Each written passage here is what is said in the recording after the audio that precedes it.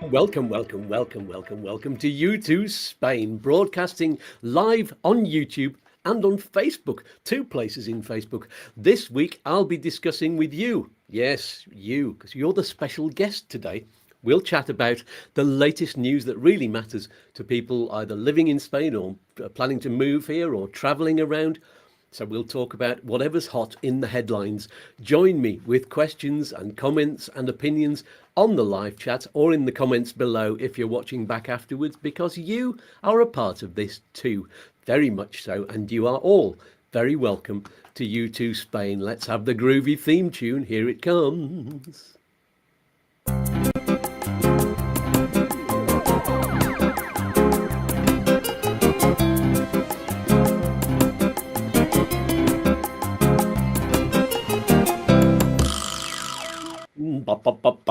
Yes, that is groovy. And speaking of groovy, let's welcome all of the groovy people, you that is, onto the live chat.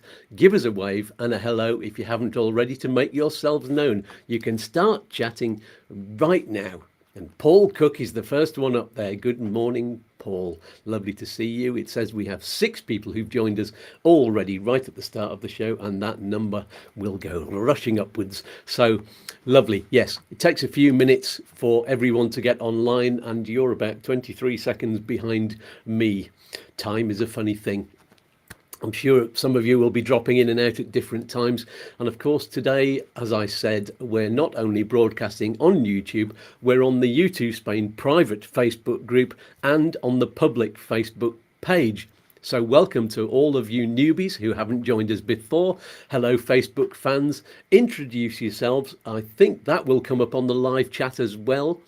I'm not sure about that. And when it says that we've got 9 people, that I believe is 9 people watching on YouTube. So there may be lots more watching on Facebook. Good morning, Michael Hill. Hello there. I'll put you up on screen actually. Let's put Paul Cook on there. Good morning. And Michael Hill. Yes. Get your name on screen. So I'm going to dive straight in with the news and bring up the first hot item that caught my eye. Hot item, pardon the pun. There's a few things about fires today, because this first news item is about the fire that happened last night in Córdoba. Let's have a look what it was. The Guardian, the one that I've got listed up here. Let's see what they say about it. So yes, this is our first news item today. Firefighters save Córdoba's historic mosque-turned-cathedral, La Mezquita. This could have been an absolute tragedy, an awful tragedy. It's pretty awful as it is to have this building go on fire. Let me just briefly explain for those of you who don't know what La Mezquita is. It's basically a cathedral with a mosque inside it.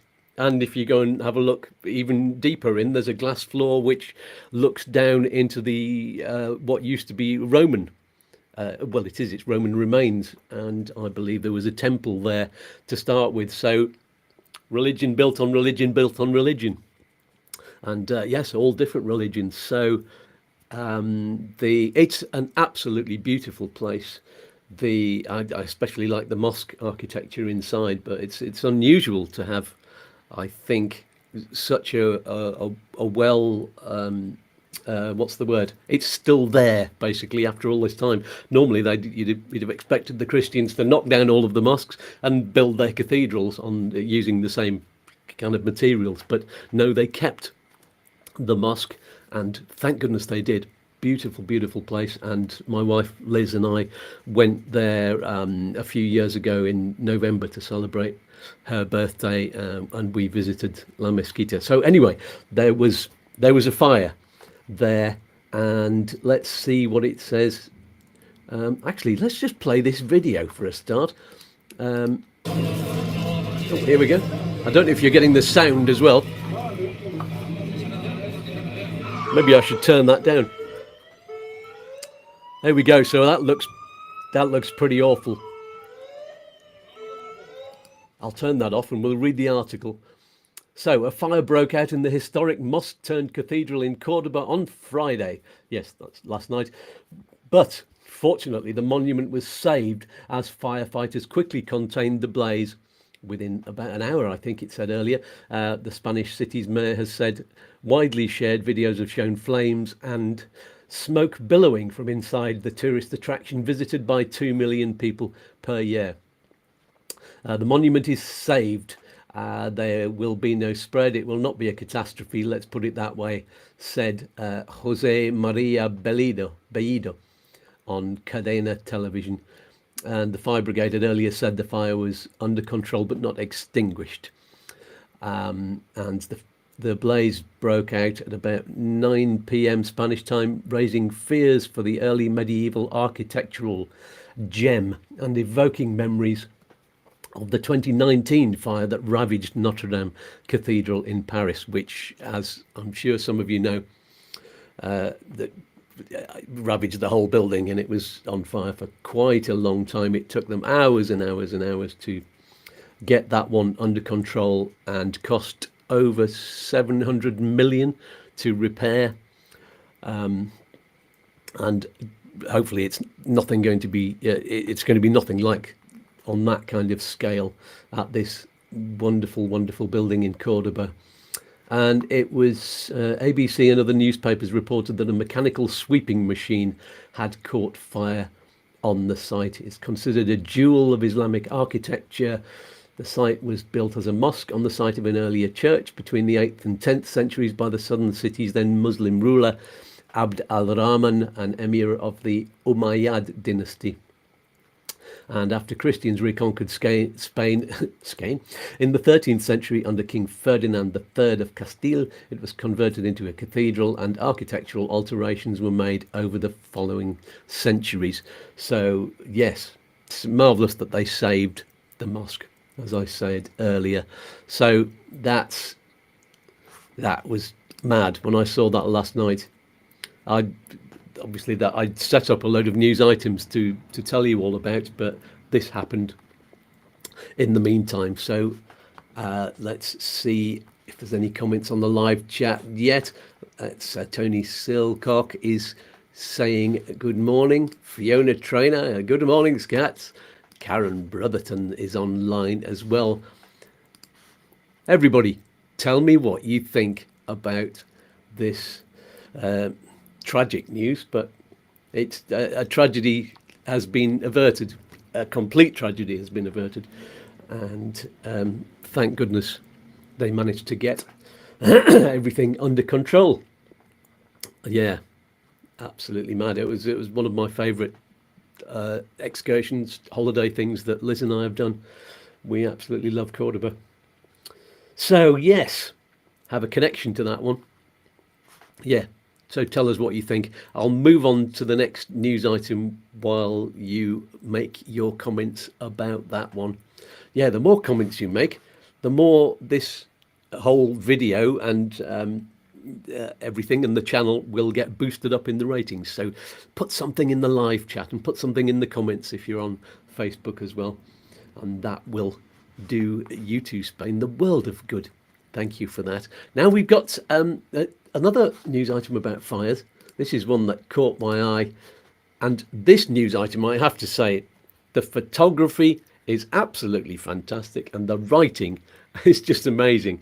I've never really seen such a good article written about something. And it says, the headline is, "Hungry goat herds help fight fires in Spain's Catalonia." I was imagining that goats were going around dressed as firefighters, but no, that's not what's going on. Let's see. By the way, the photography was by Albert Hare, and also doing some reporting, and the reporting was by Horaci Garcia. So let's just read this one because it's absolutely fabulous. I should be on the screen at somewhere. There I am. Go on then. Am I better there or am I better there? I don't know. We'll go there. Yeah, go on then. I'm side on. I'm looking at my screen over here, so it looks like I'm looking at the news item anyway. Here we go. It says, amid a symphony of tinkling bells. What a lovely start. Some 300 black, brown and dappled goats trot along a paved road in Spain's northern Catalonia region, stopping every now and then to nibble with gusto nibbling, on the dry shrubs lining the edges of a forest. The herd wandering from town to town, and there they are, is part of a pilot project set up in the city of Mataro, which forms part of a broader European Union funded effort to mitigate the risk of wildfires. It's not even saying what they're doing, yes, but I think you can imagine they're eating the scrub that's dry, and so they're basically forming firewalls, which are a fantastic idea. Instead of getting people to hack down and take away all of the stuff that could be setting on fire, get in the goats, because they'll eat anything. And Jose Antonio Rifis, Mataro's local councillor in charge of agriculture, said the project was a success and was here to stay. And there, look, close-up picture of the eye of a goat. Isn't that marvellous? Each summer, scorching heat sparks wildfires in countries across southern Europe, ravaging vast swathes of land as climate change intensifies. In Catalonia last year, despite being in the third year of the worst drought in a century, the number of outbreaks decreased. Wonderful. With the regional government attributing the decline to improving fire prevention measures, among which goats are just one part. Marvellous. They're known for their voracious appetites, even feeding on thorny plants like cacti or thistles, making them ideal for clearing brush and other combustible materials to create natural fire breaks. There you go, they've told you. The practice of using livestock to clear flammable undergrowth dates back centuries. Oh, there you go. So it's progress based on what we used to do. It was better in the good old days, centuries ago. Or was it? The practice of using livestock to clear flammable undergrowth dates back centuries. I've read that. But some farmers are turning away from machines favoured in modern times and back to goats and other animals in search of more sustainable farming techniques. In Spain's Galicia region, wild horses perform the job. Well, well, well. And let's just run through these photographs. There's a nomadic shepherd, Albert Noguera, who is 42. It always puts their age, doesn't it? Guides a herd of goats around urban areas to create natural fire breaks near the Montenegre mountain range near Santa Susana, Catalonia, Spain. That was May the 23rd. So these are some old photos. Oh, there's some goats chatting over a garden wall there. Fantastic. They look almost human. And I won't read any more, but I am going to show you these pictures because they are marvellous. Look at that one there. What are they going to do to that chicken? I don't know. They are, and there's an overhead shot, and there's one of the herders, Texido, his name is. Yep, fire breaks. What's that? There's a water tank for their herd of goats. Yep. There you go, loading up the van. There they go, milking one of the goats. So not only do they clear the fires, but you can get milk and cheese. We've got some goat's cheese in the fridge. I think I'll have that for lunch. And there's the fur of a goat. Wonderful. And there's a black and white one. And there they are up on the hillside overlooking Mataro. There you go. So, isn't that wonderful? That's a really, really positive news item. And what do you think? And my question is this: what other animals could be used to fight fires, and how would they do it? Well, we've already said horses, and could you do it in other ways as well? I mean, this is all about eating the undergrowth, but what could other animals do? Fire up your imaginations. Oh, we've got Chris is online. Morning all, he said. Chris from Upsticks to Spain. How are you doing, mate? You've got the day off today. He's back next week. I'll announce that at the end of the show and tell you what else we have going on. So, yes, everybody get on the chat. Say something. Tell me who you are. There's quite a lot of you there now, but you've not put anything in the chat yet. So do that. And then I can say hello and I can wave. Because I'm all alone here in the studio today. It felt really weird, actually, just waiting for the show to start. Normally I'm chatting to Chris or somebody else, whoever my guest is at the time. But I'm sitting here on my own in a little room, chatting away to myself, or so it seems. So, yeah, talk to me, people. If you're enjoying the show, In the meantime, hit the like button and subscribe and hit the bell if you haven't already. That hitting of the bell is important because it sets the notifications. If you set it to all, then you get all of the notifications and it tells you what's coming up. And anytime there's an announcement or a new video, it gives you that information straight away and you're the first to hear about it. So this all costs you nothing. So subscribe. Don't forget also, let's just take that off the screen for the moment. There's also this little GoFundMe thing in the corner. Or is it GoFundMe today?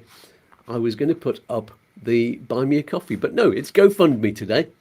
I vary it week by week. And if you hover over that, if you're not on your phone, but hover over that using your phone, then you can donate something to YouTooSpain. And if you are watching on your phone, then you can find the SuperLink, which is in the video description down there somewhere. The title of the video, you can see it and it says more, and click on that and you get a whole list of stuff.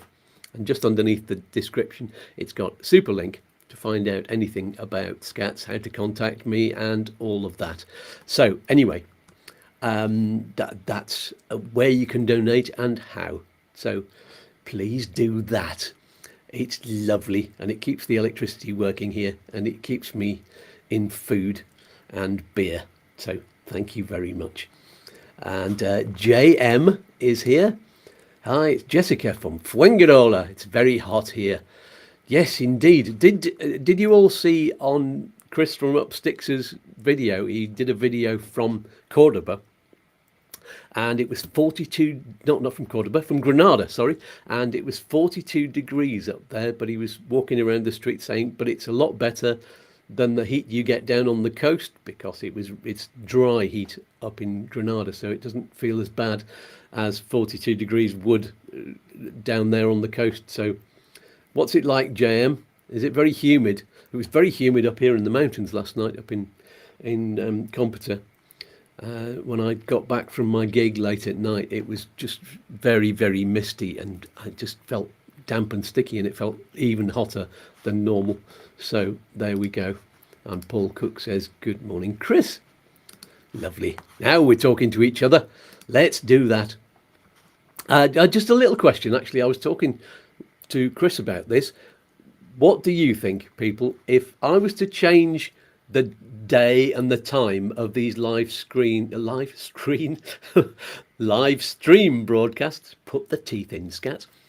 Yes, if I was going to change the day, how would you feel about it instead of doing Saturday morning? Because at the moment I'm getting a lot of gigs on Friday evenings and they're later and later, especially in the summer, because you don't want to be doing gigs in the heat of the early evening. So they get later and later and it means I get less and less sleep on a Friday night, and I don't want the show to suffer, especially during the summer. So thinking about changing it to possibly a Tuesday evening. And what do you think about that? What evening of the week is good for you? What time? I mean, we're thinking about Chris was talking about 6 o'clock, which would be good for him because he just finishes work at 6 and can come straight online after that. I think that's the best time for him.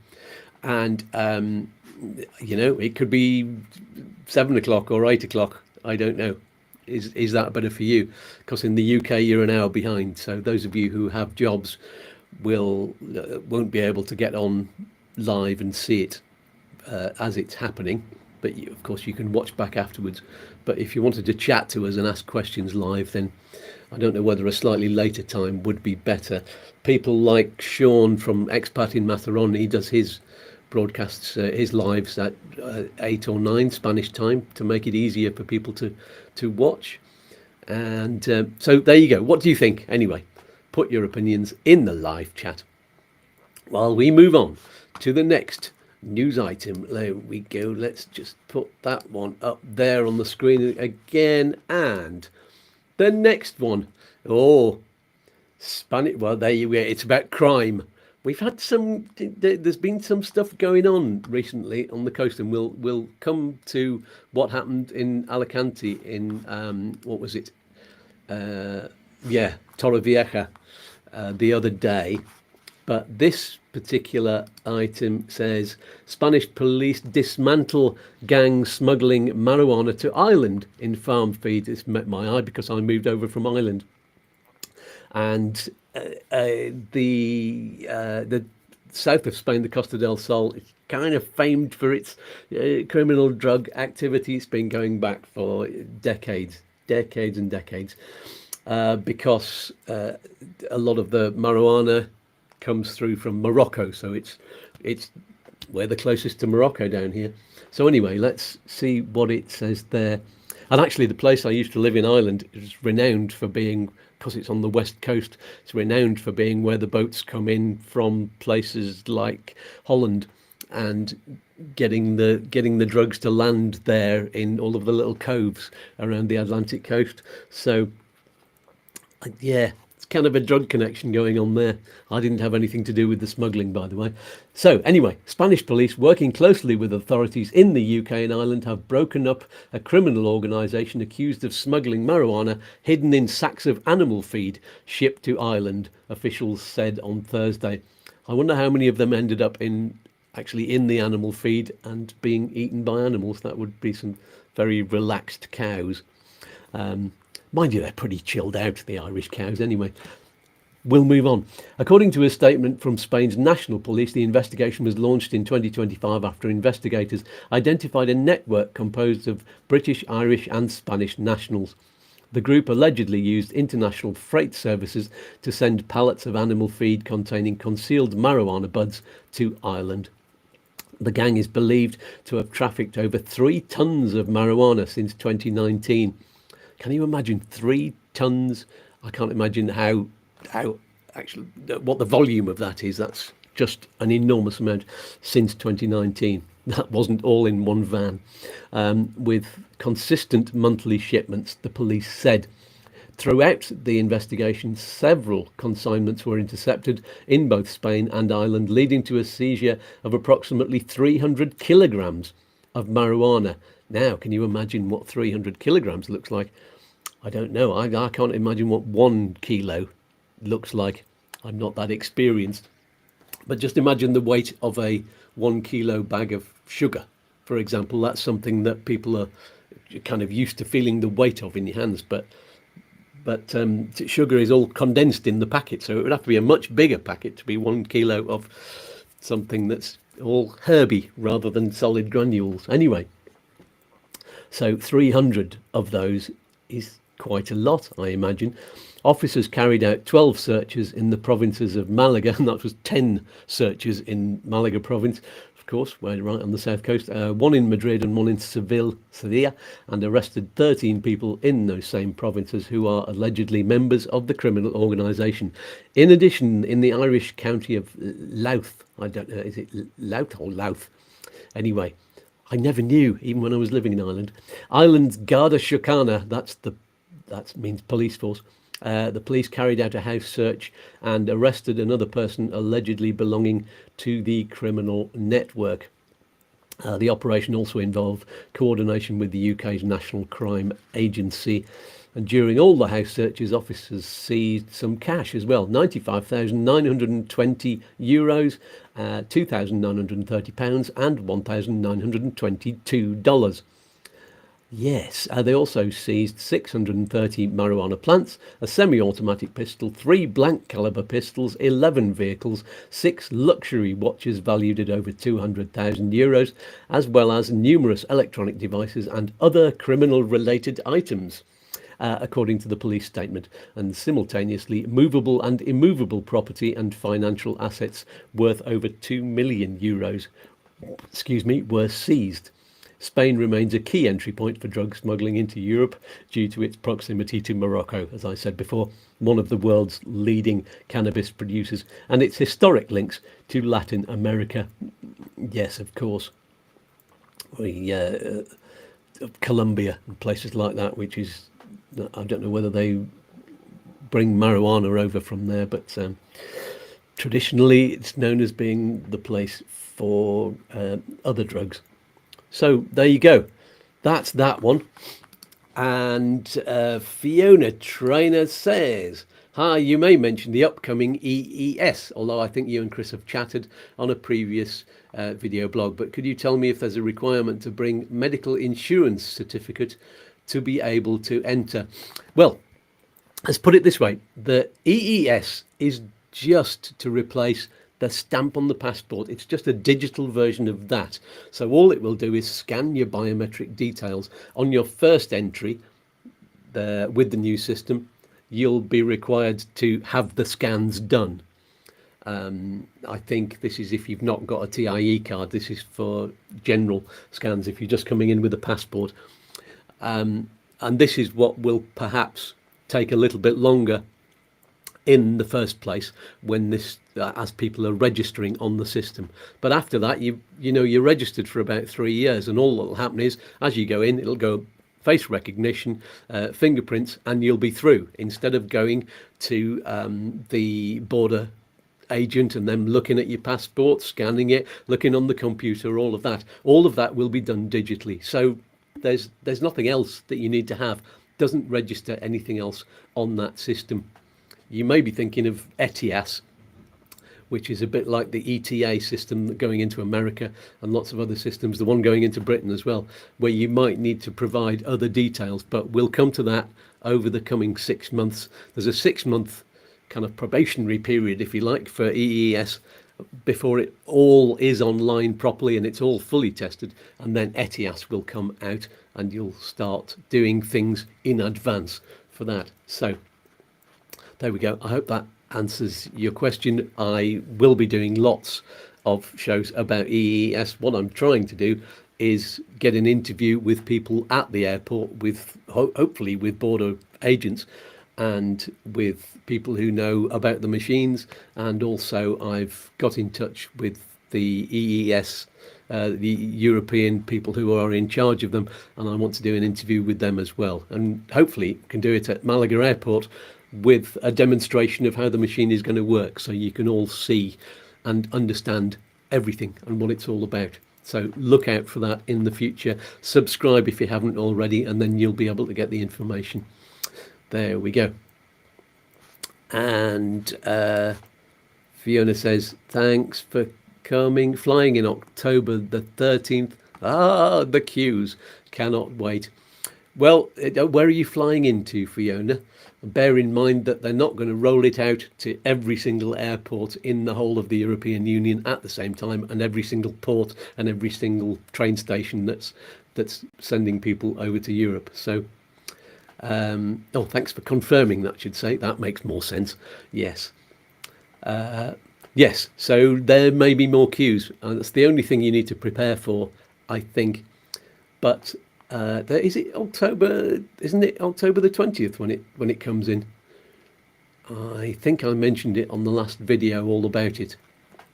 So I think you might be all right on the 13th, but you never know. The queues, is that near? Is that close to half term in the UK? Because if it is, then that means the queues are going to be worse, I think. Fiona says she's flying Birmingham to Alicante. So yes, I've not been to Alicante Airport. What's it like there? I know Malaga very, very well. Always picking up our son from there, and that's where we fly wherever we're going there. So, JM says, I nearly missed you out there. I wanted to ask about the VIA-T system on the motorways. I'm terrified of using them in case I make a mistake. Is there a map which lists the affected sections? That's very interesting. Now, I think to get you the best answer for that is when I get somebody from N332, which I don't know if people know it.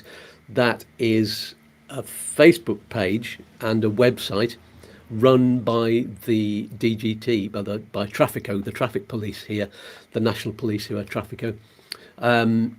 And I'm going to get somebody from N332. It's basically run by English-speaking officers who give you all of the updates on what's happening with traffic, and so they'll be able to answer that question much better than I will. But in the meantime, I'm just going to look it up. The VIA. Let's see what I can do. So it's VIA-T. Let's see what it says up there. No, don't want. So it's the telepeaje. So is it the toll roads? Tell me about it, JM. What's it all about? Yeah, you tell me about it, because yeah, I don't know very much about that one. Tell me about it and I'll give you some kind of answer. There we go. I was going to show you, actually, we're talking about the crime. Where was I? And we've done that one. We've done that one. Yes, I was talking about Torrevieja. This is a local paper to Alicante, which you'll be interested in, Fiona, as you fly into there. This was what happened in Torrevieja earlier on this month. This news item was on the 4th of August. And there was a murder. There was a gang shooting. And it's not the first time there's been gangland activity, and there are lots and lots of different mafia gangs, I think, who operate on the Costa del Sol, but it's also moving around to the Costa, what's this, the Costa Brava or Costa Blanca? I get the two confused. And yeah, there was somebody who was shot, apparently one of the rival gang members, and he was with a partner and a child at the time, and the suspects reportedly fled, but they were caught. It tells you all of the details of where and when and what even the names of the places and the streets were, but basically, yes, that's what it said. The victim had been identified, believed to be a senior figure in the Daltons, a Turkish organised crime group, and earlier investigation suggests he was targeted by members of a rival gang known as the Caspers. They're not the only gangs that are around in the area, and there's been people saying, is there a reason for tourists and residents to be afraid? People have been asking on social media, but these are isolated incidents. And as I was talking with Chris recently, I think on the last, we just recorded a couple of days ago, we recorded next week's show. It's a pre-recorded one, and we were talking about this, and basically the only reason to be afraid is if you're in rival gangs, because that's where the crime is happening, and police seem to have it under control when it happens. The eyewitnesses were saying they caught the perpetrators of this shooting very, very quickly. Yes, there's been gangs and there's been mafia in the area for ages, because, well, it's a place for people and drugs to be smuggled in, and obviously other things as well. So yes, it's not good.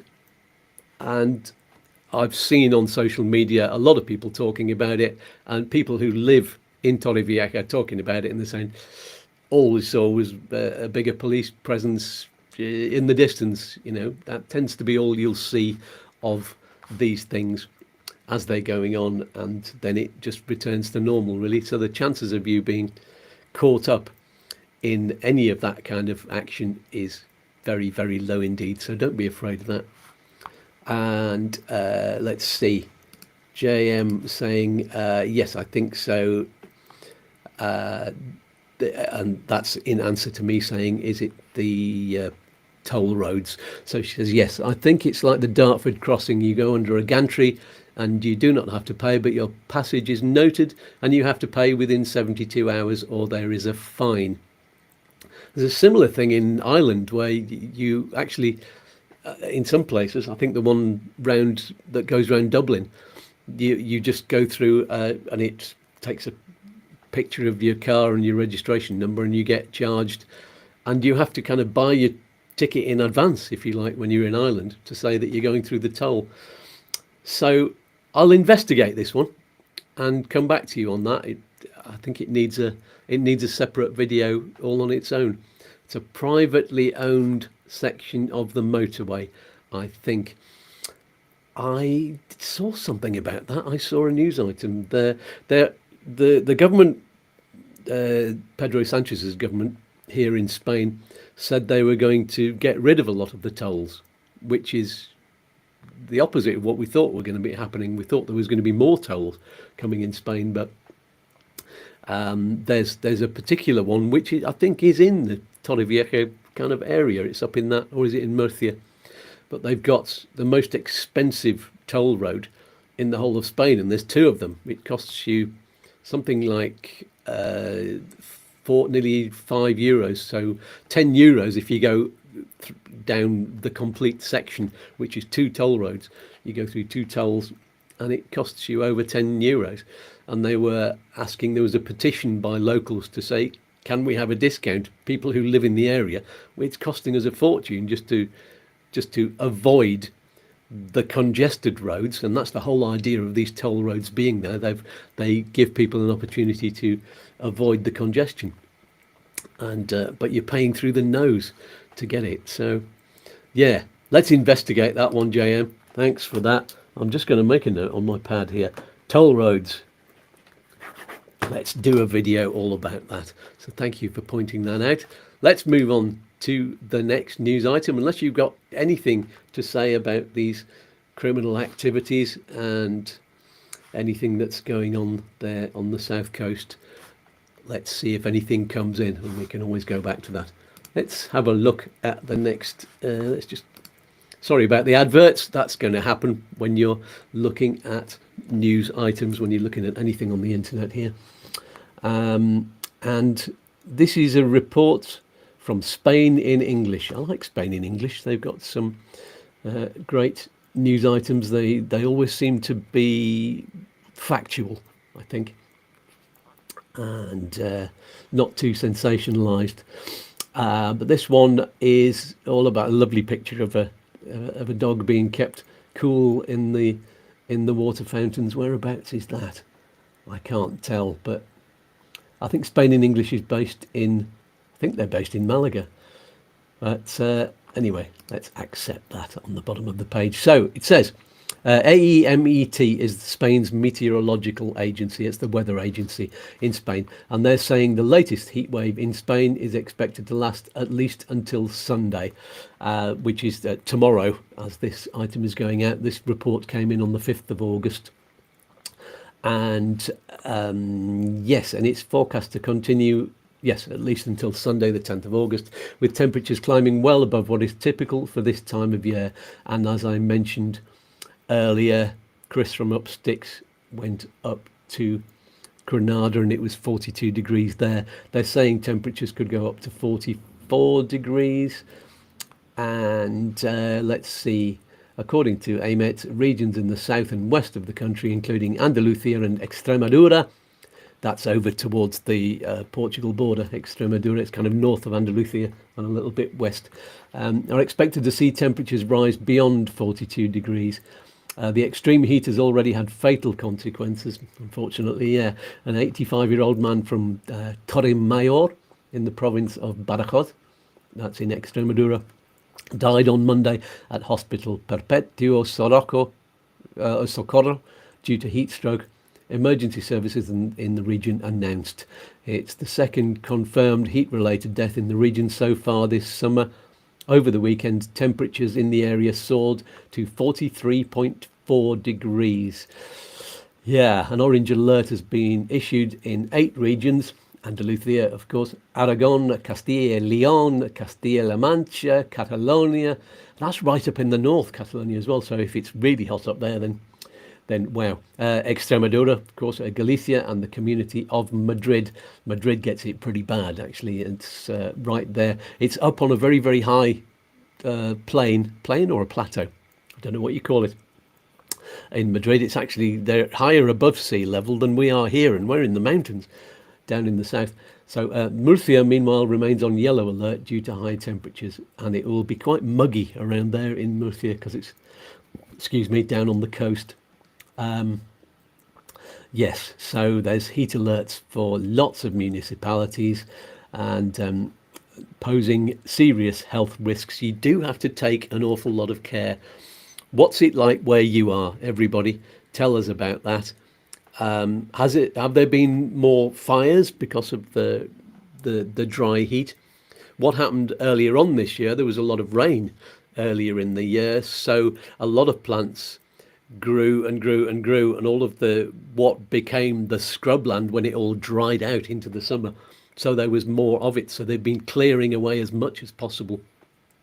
And you'd expect there to have been more fires, but actually I've read in the local press here that although there are some serious fires going on, there seem to be fewer than in previous years. So maybe some of the fire prevention, the fire breaks that they have here have been working, which is good news. Is anybody out there, are you visiting Spain less because it's been hotter? That's a good question for you. Have you seen more fires? I've seen fewer in the area that I'm living. Normally you can see them from where we are because we're high up in the mountains. So we're all too aware, and I do have on my phone, what's it called? It's not Fire Watch or something like that. Wildfire Alert. And it does send you alerts. We get notifications. And our son, Oscar, who lives in Ireland, he's got the alert on his phone, so he can see whether there's any fires going on close to where we live, because it was not long after Liz and I moved into this house that there were 2 fires very, very close to the house, just up on the hill there. One of them only about 50 metres away from where we are. So that was a bit scary. So has that affected any of you people living anywhere in Spain? There we go. Tell me what it's like where you are. And let's see, Jed Tierney is there. Ireland offer up to €70,000 for refurbishment of homesteads that have been empty for over 2 years. That is interesting. That's good for housing. We've not got any news items about the housing crisis in Spain. It's unusual for there to be, a week or two go by without there being one of those. And of course there have been protests all over Spain, but I don't think anybody's protesting right now. It's just too bleeding hot. So there we go. Anything like that in Spain? I think there are some kind of incentives going on to do up industrial buildings. I think that's going on. But there are actually so many properties that are unoccupied in Spain that could be done up and that could be occupied, that it does make it slightly ridiculous. The housing crisis could be sorted out. I mean, I know it takes a long time for all of the planning permissions and stuff to go through, and these houses to be allocated, and people to be given the roof over their head that they need at an affordable price. That's one of the problems. I was going to do a news item about the economy. One of the problems of having a really good economy, which Spain is outclassing everybody else in Europe at the moment in terms of the economy and the wealth that's happening. They're having great success, but the trouble with that is prices go up, and house prices go up, and everything becomes more expensive, and then you get cities start building, and it tends to be the wealthy that benefit a lot more, and the poorer people get pushed out further out into the suburbs and into towns and villages that surround cities. And we've talked about this before. The housing crisis is across Europe. I mean, it's happening in the UK as well. I'm sure you know all about that. Let's see. We've got Donald Mackenzie on. Sorry for being late. That's all right, Donald. Had to go and get some things ahead of heading for Spain on Tuesday. Fires don't put me off. No, they shouldn't. I mean, it can be a problem if you're living out in the campo and it's in places that are difficult to get to. But there were, as I say, when we just moved in here, the first fire that we heard about was up in a very remote part of the mountains, but the fire service got there, and bomberos, they got there pretty quickly and sorted it out. So they're very good at their job, I have to say. Thanks for reporting that, Donald. And good luck with your trip on Tuesday. I bet you're very, very excited. And yeah, what things are you buying ahead of your Spain visit? Mosquito repellent. I've got one called anti buzz, and it's working really, really, really well. I've been spraying it on myself before coming into the office, because normally when I sit in here, when I'm not broadcasting, I don't have this green screen, and I open my door and open the window and get a little bit of breeze going through, and it keeps it manageable.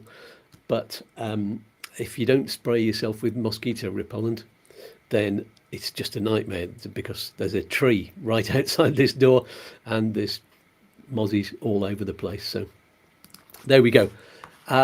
Before we move on to the next news item, let me just clear that one off the screen for a minute. There we go. Yes, here's a quick plug. I always do a quick plug at this point in the program for my very good friends at Smart Currency Exchange. It's been a turbulent time in the money markets. I'm sure you've seen, if you've been having currency exchanged, if you've been coming over to Spain, if you're moving over here, or you're buying a property. It's not been very stable. The world is very unstable in terms of the money markets at the moment. Anything to do with Trump? I don't know. Can we blame him for everything? What's your opinion? I wonder if we've got any Trump supporters on. Any MAGAs around? Go on, give us your opinion. I'm sure there's probably not very many of you watching this channel, but who knows? Anyway, there's instability. So the exchange rates have been diving up and down on a daily basis, and mostly going down against the UK pound and against the dollar, I think. So yeah, if you're buying a house in Spain and you've got a certain number of pounds sterling, and you were hoping for it to be worth a certain amount of euros, it could be worth 4, 5, 6,000 euros less, and that could have a big impact on what property you can afford. So you need to know that you can safely fix the price that you're going to get on currency exchange, and also make sure that your money is safe, because there aren't very many companies who guarantee the whole amount that you are exchanging. If currency exchange companies go bankrupt, they're only guaranteed to have 80 or 85,000, I think it is, pounds or euros, one of the two. It's guaranteed. The rest of it can be lost, but not with Smart Currency Exchange. So there's a link in the top comment, fixed in there and pinned rather, and there's one in the video description below, which will get you a free account and free advice from Smart. And by using that link, use that link definitely, don't just Google them, but because you'll be helping YouTooSpain as well. Just the same currency exchange price, there's no obligation, but there's no extra cost to you by using the link. It's a win-win-win with a cherry on top. Come on then, let's get that on screen. Yippee! And I'm also, as you can see, it depends. There's a lot of it depends on this show. But if you notice, I'm actually wearing the It Depends t-shirt today, which has got YouTooSpain in massive writing on the back, which you can't see. And if I put it up, you'll probably be able to see through me, because for some reason, when you use green screen, yellow can be a bit see-throughy too. Anyway, shall we move on to the next set of news items? We've got a couple left. I don't want to go too much over the hour, and keep telling us all about what you are doing and what you think of these news items. We're talking about flight disruption next. Oh no, there's another news item that was from Euronews.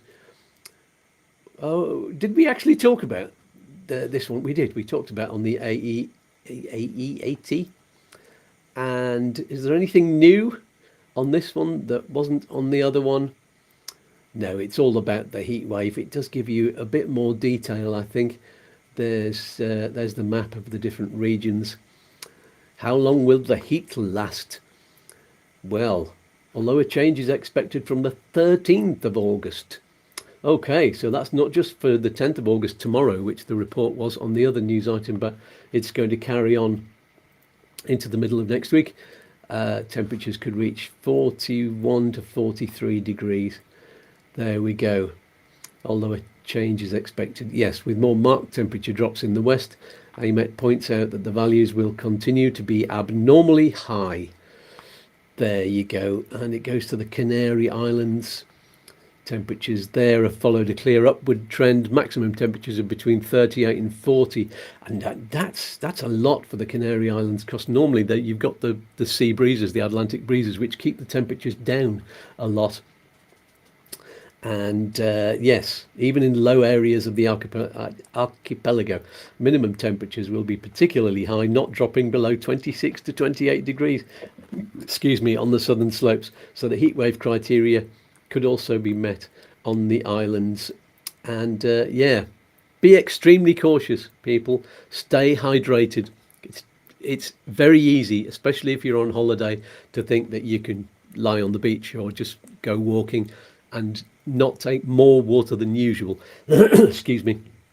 Do be cautious, because if you get too much exposure, I remember when Liz and I and Oscar, our son, were on holiday in Crete, and we took a boat trip, and I wasn't wearing a hat, and I got heat stroke, Oscar got heat stroke, and we had to go and land the boat and go and get some treatment, which involved eating a lot of melon, because we needed lots of liquid and we needed lots of sugar as well to yes, and it worked. Didn't feel ill anymore after that. Okay, next news item. It's flight disruption, and there we go. Flight disruption warned as major strikes are set to hit 12 airports in Spain, and Madrid, Barcelona, Ibiza and Palma de Mallorca are among the affected destinations. And we'll get rid of that advert off the top there, close that one out the way so we can read. And it says British tourists are being warned of summer holiday travel disruption following the announcement of major strikes at Spanish airports. More than 3,000 workers at Azul Handling, part of Ryanair Group, are set to walk out following a decision by the General Union of Workers, the UGT. Azul Handling provides full baggage handling services to the Ryanair Group airlines, including Buzz, Lauda Europa, Malta Air, Ryanair DAC and Ryanair UK at several Spanish airports. And of course that might have some kind of knock-on effect at what's happening with other airlines as well. Does it? Have you been affected by it? Has it affected your journey, your holiday, anything? Let's just have a quick check in the chat, see if anyone's been affected. Chris says maybe we could do a show about the best mosquito and wasp repellents. Yes, indeed. I'm advertising anti-buzz, because it's not just mosquito, it's anything that buzzes. So let's see. People don't like the wasps. They don't seem to be as bad as the UK wasps, although there are different kinds of wasp. But most of them are just lazily flying around, and they don't seem to be as insistent. But anyway, yeah, wasp repellent is good, especially if you're eating food outside. So, Jed Tierney says, I tend to holiday in Spain in the winter when it's relatively warm/hot there and below freezing in the UK. UK is heading for its third heat wave this year, so no need to go abroad in the summer. Well, it depends where you want to be, really. I think it's a lot more pleasant in Spain. Certainly if you spend time up in the mountains, and the wine is cheaper.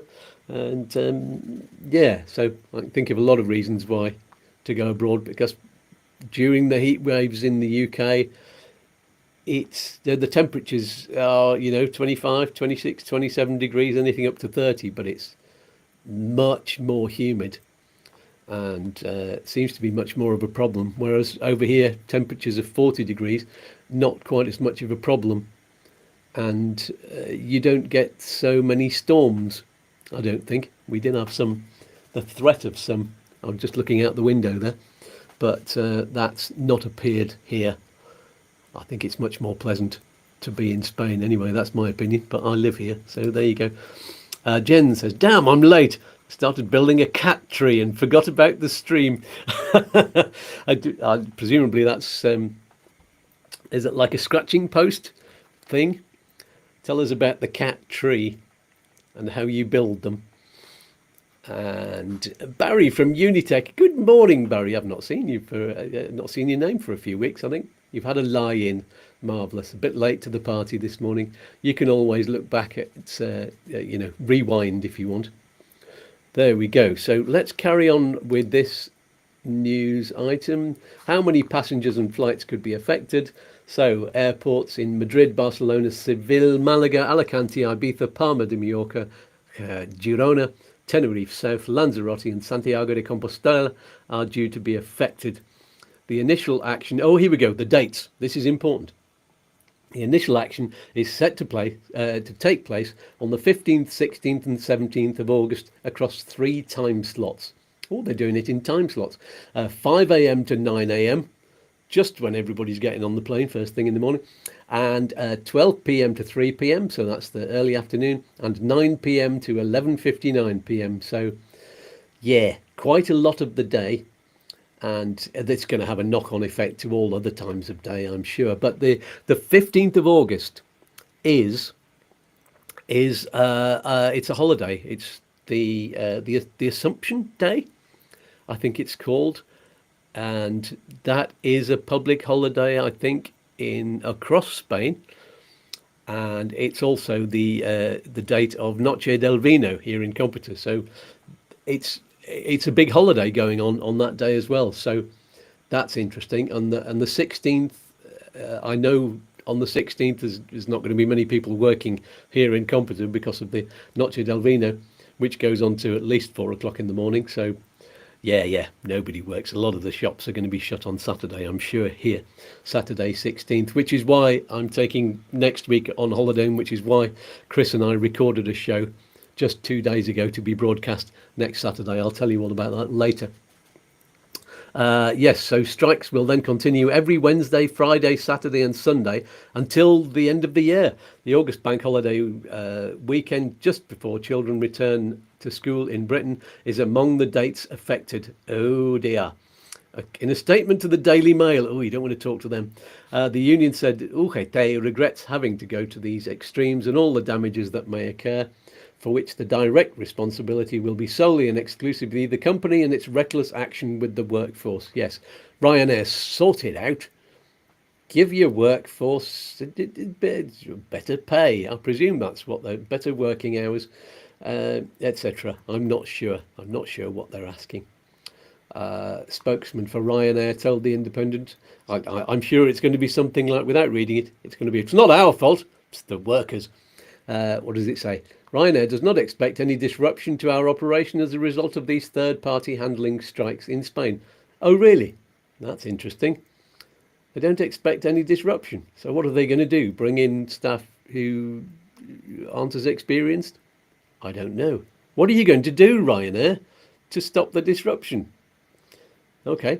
A record-breaking 18.4 million British tourists travelled to Spain in 2024. Despite anti-tourism protests across the country, it remains among the most popular destination for UK holidaymakers, despite a suspected downturn in the number of visitors in Mallorca this year. It's true, there have been news reports about that. There's still record numbers of British tourists coming to Spain. I'm sure it was more than 18.4 million. I don't know. Or maybe what I was looking at was the total number of tourists coming to Spain. Anyway. This is why the union are calling for a strike. The baggage handlers are protesting against bonus agreements and the abuse of overtime, among other factors. So, yeah. The union cites reasons including the lack of stable job creation and consolidation of working hours for permanent part-time staff, imposition of overtime work under coercion, and what they see as a disproportionate penalties sometimes being applied. There you go. So the Federal Secretary of the Union maintains a strategy of precariousness and pressure on the workforce. Says that Athul Handling maintains a strategy of precariousness and pressure on the workforce that violates basic labour rights and systematically ignores union demands. And it says, what if your flight is delayed? Contact your airline immediately. And for delays of under 2 hours, there is no opportunity for recourse. If a short delay triggers a missed connection and you arrive at your final ticket to destination 3 hours or more late, you're still in line for compensation, as long as the cause was down to the airline. There you go. They're going to argue that it's your fault. Yeah. For longer delays, the airline should provide refreshments as appropriate after a specified length of time. This applies regardless of the cause of the delay. The time at which the duty of care kicks in depends on the distance you're flying. So for short flights, refreshments after 2 hours, mid-haul flights 3 hours, and longer trips 4 hours. Note that if the airline believes providing the care would further delay the flight, it need not deliver. Interesting. If the delay extends overnight, the airline is obliged to find and pay for a hotel room. Well, that'll be interesting. In practice, carriers often say too difficult and invite the passenger to book their own and reclaim later. While this practice does not comply fully with the rules, aviation authorities tend to turn a blind eye to it. There you go. And if your flight is cancelled and you decide not to travel, you should get money back within a week.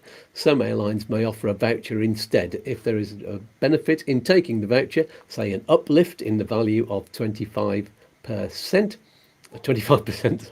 and you know you will be using the same airline within a year, that might be a good decision. There you go. Let's see what people think about this. Donald says, I read the strikes will happen on particular days, I think Wednesday and Saturday, Sunday. Yes, what did it say? It said earlier on in every Wednesday, Friday, Saturday and Sunday. It is Donald Day. I think I was probably reading that while you had written that. And Jen says, she's talking about the cat tree here. It's about 7 foot tall. Oh, marvellous. What lucky cats you have. With lots of different boxes, slings and other places to play and ring bells for the cats, not me. Although it looks rather fun. I bet you'll be ringing the bells as well. You'll be playing. Marvellous. Can you do a photograph of that and send it to us, and we'll put it on the next show? Or maybe not the next show. I'll put it on a YouTube short video so that everybody can see it. Right, the final news item as we crash through the hour. Right, let's get this up on screen. What's this one? Yes, this is it's an interesting one. It's Spain rules out buying the F-35, and that's an F-35, a picture of one of those, obviously a fighter jet, and they're going to choose between the Eurofighter or FCAS instead. I wonder why. Shall we find out? This is in Reuters, by the way, which is a very trusted news item. This is where a lot of news people get their news from. Anyway, so this was reported on August the 6th, 2 days ago. Spain is no longer considering the option of buying US-made F-35 fighter jets. Ooh. And is choosing between the European-made Eurofighter and the so-called Future Combat Air System.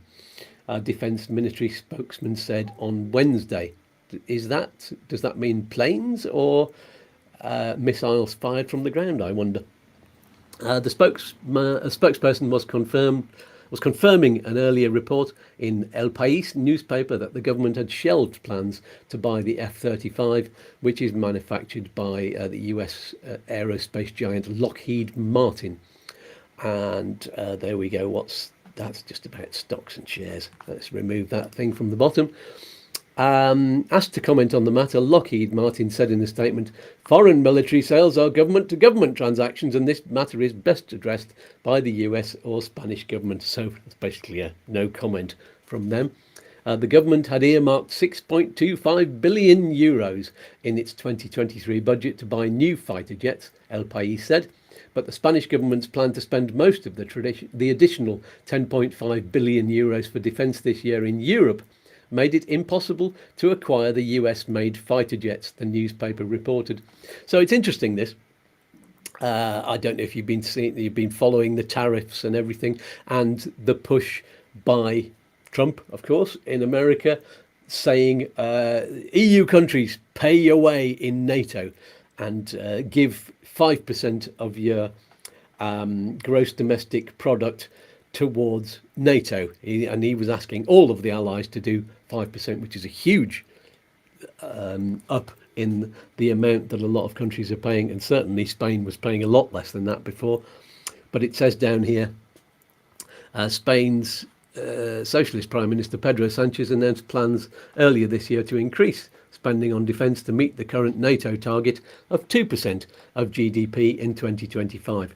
However, he's refused to raise spending to 5% in the longer run, despite US pressure on all NATO allies to do so.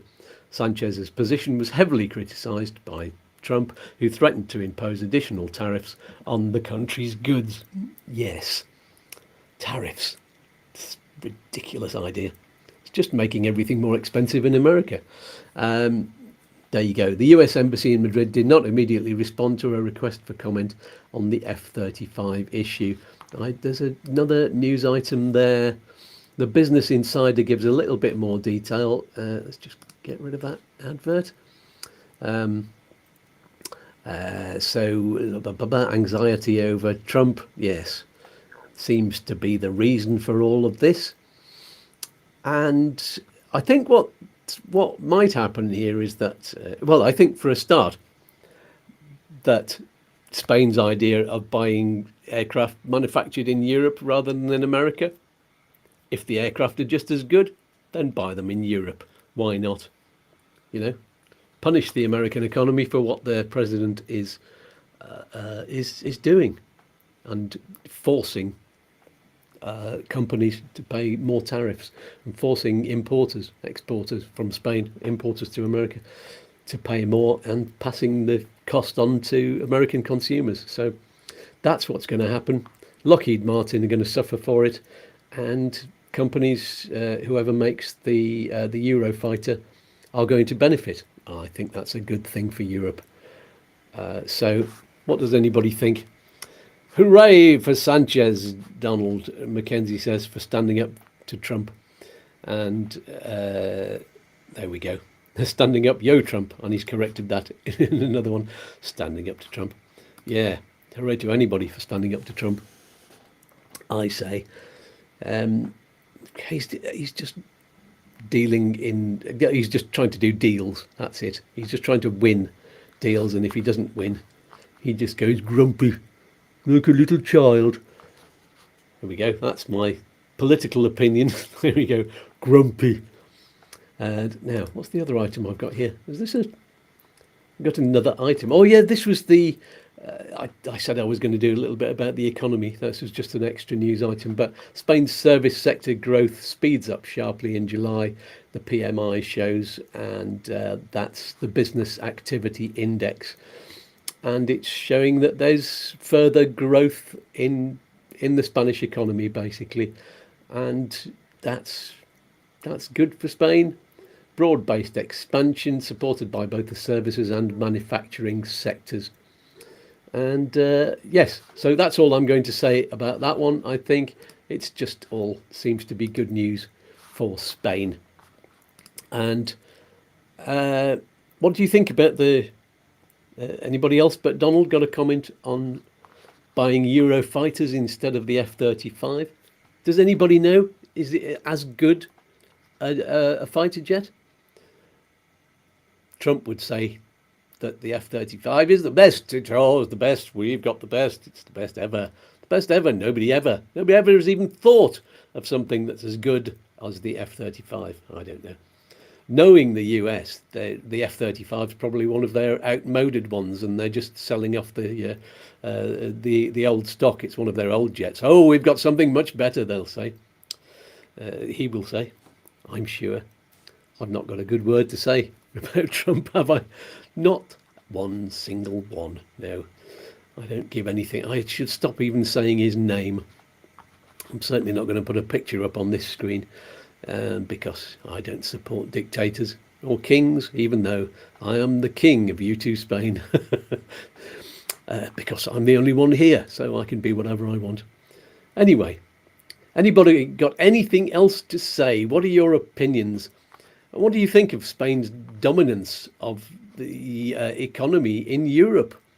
He's actually done some really good stuff there. I mean, whatever you think of any other decisions he's made, and whatever you think of the mess that's surrounding his party at the moment, there have been lots of backhanded dealings going on with some of his politicians, and that's not good.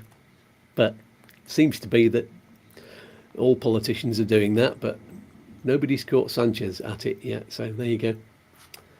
So Donald said, no, you haven't. You haven't mentioned him at all. You haven't shown any pictures, and that's great. Well done.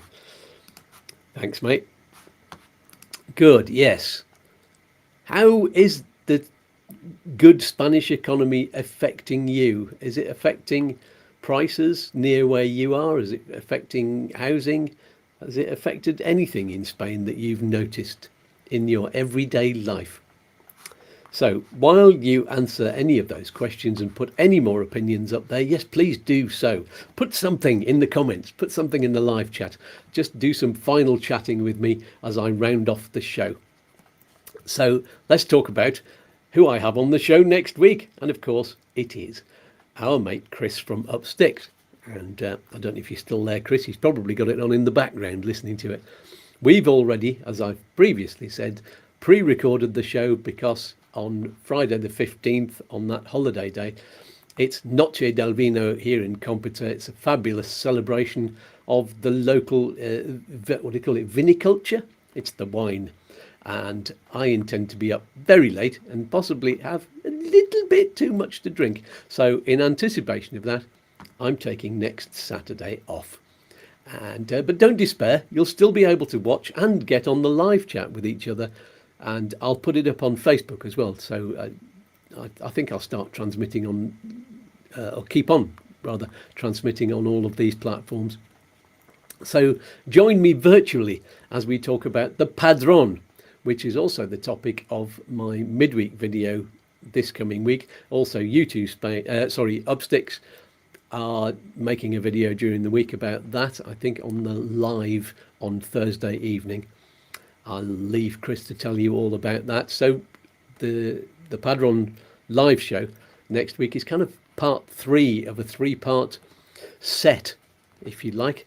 Yes, so watch all 3 for the full picture and to have your questions answered fully.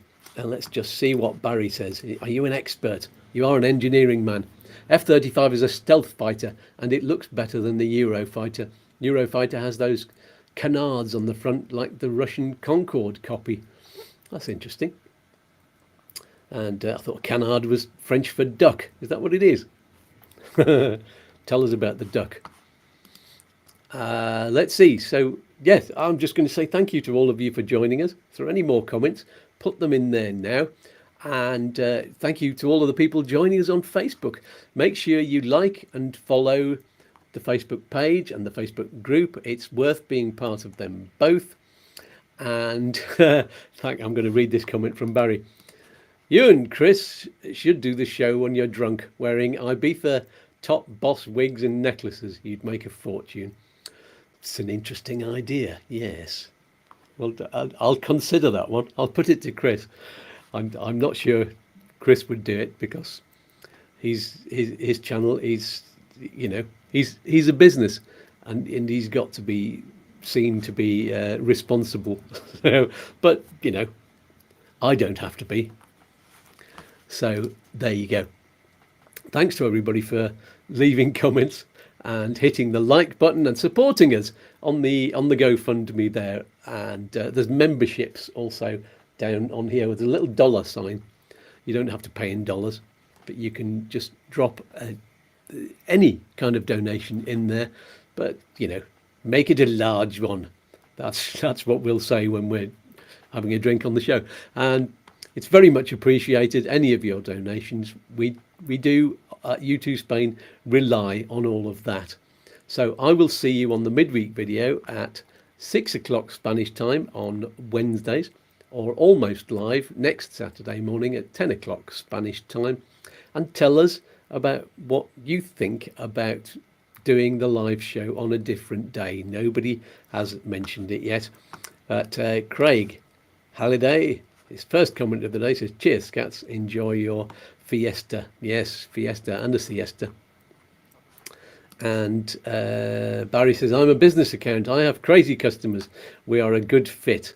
Yes, absolutely. Thanks for that, Barry. So that's it for this week. Thank you so much. Peas and fluff, everybody.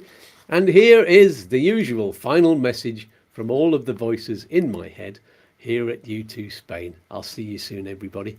Bye, bye, bye, bye, bye, bye for now. Wave goodbye, lads. Bye. Goodbye. Toodaloo. Peace and love. Peas and fluff. Oi, oi. Don't do anything I wouldn't do. One more cosmic dance? All right then. Look, Mum, I'm dancing. Oh, I'm all a quiver. Let's dance.